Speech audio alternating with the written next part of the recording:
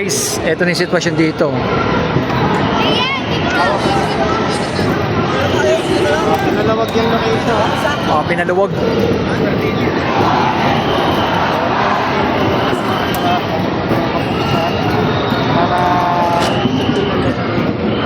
Grabe, yung sarado na yung yung EDSA dito sa may pinakababa ng EDSA Shrine.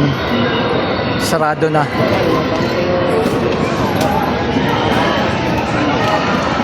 Dito kayo. Dito kayo. Dito na, tatawagin nyo na.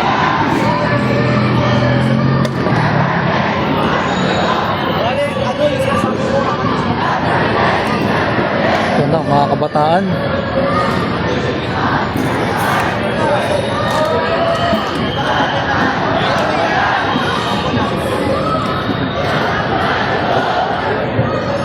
Sama sa PUP.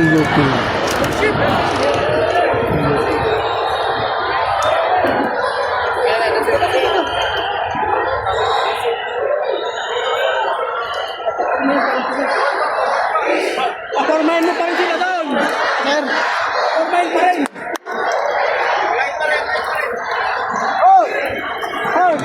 Kumorma pa rin kayo.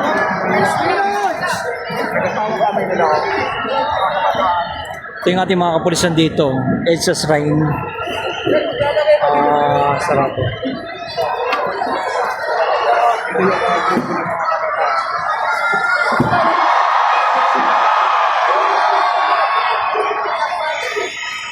EDSA Shrine. 1 day na dumating sila kanina sa Trillion Arts. Hindi natin sila nakita pupunta sa People's Park. Yung pinakababa ay sarado na. Bali sa taas na lang talaga pwede. Tsaka yung kabilang side. Yan. Pero dito sa may pinakababa ay ito na. Mga mag-rally. Ang yes, standard mo na.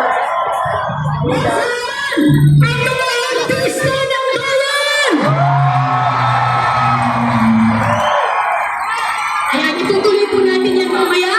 Muli palakpakan po natin si Bishop Albinasa. Mga kababayan, happy EDSA anniversary 40 years ago. 40 years ago, bumaha sa EDSA. Hindi baha ng tubig, kundi baha ng tao. Baha ng tapang. Baha ng konsensya.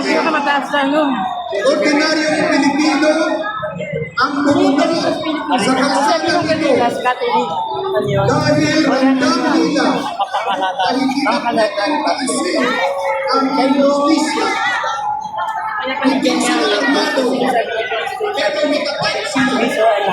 Hinarap nila ang tangki gamit lamang ang musaryo at panalangin. I-reclaim democracy with moral conviction. EDSA was a flood that washed away fear. Nag-charge ka sa kusado ng kuwan? Malinaw ang mensahe. Everyone is welcome in EDSA!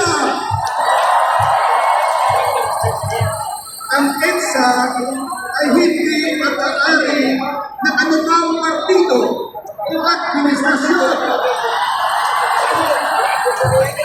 Hindi ito pag-aari ng isang liderasyon. Pag-aari ito ng taong bayan. Hindi ito simple traffic issue. Hindi ito pwede regulate na parang ordinaryong lugar lang. Naging nakasaysayan ito dahil dito ginamit ng mamayan ang kanilang civil liberties. The freedom to assemble, to speak, to pray, and to demand accountability. Peacefully but firmly. Kapag bukas ang democratic state, lumatatas ang ating bansa. Kapag sinisigil ito,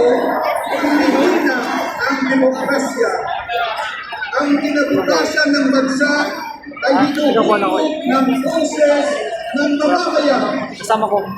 Pero ngayon, marami tayong nararanasan baha.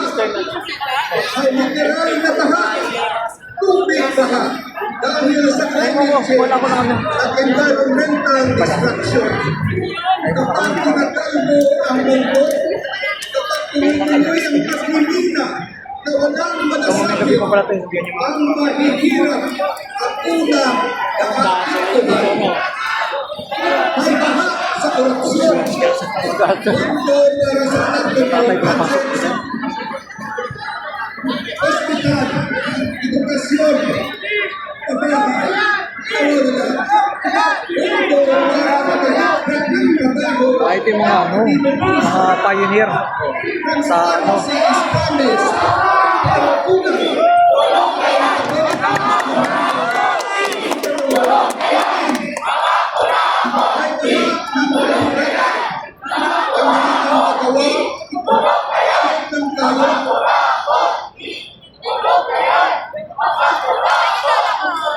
Ang mga magagawa kaya ng kaya, pero kulang pa rin ang sahod.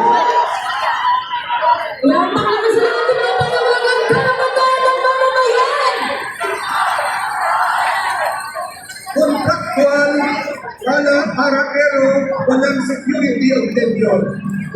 Marami ang nakikita ng ibang bansa para mabuhay ng maayos ang pamilya. May pamamagitan from injustice. Indigenous peoples are defending their ancestral lands laban sa land grabbing at destructive projects na walang tunay na consent. sarado ng EDSA. Urban poor communities are displaced without lasting solutions. At ngayon, ika-40 taon na PEDSA, hindi pwede mawalan sa usapan. Ang mga kapitbahay Na, sinarado na nila ulit. Mga pulisan. Pinakababa ay hirap na makadaan, no? may mga Pilipino na sa kalsada natutulog, sa pagkita nabubuhay, at araw-araw na mararanas ng moto, diskriminasyon at violensya. Madalas hindi sila napapansin, madalas hindi sila narinig. Pero kung totoo ang diwa ng people, Yan, like and comment and share. dapat may espasyo ang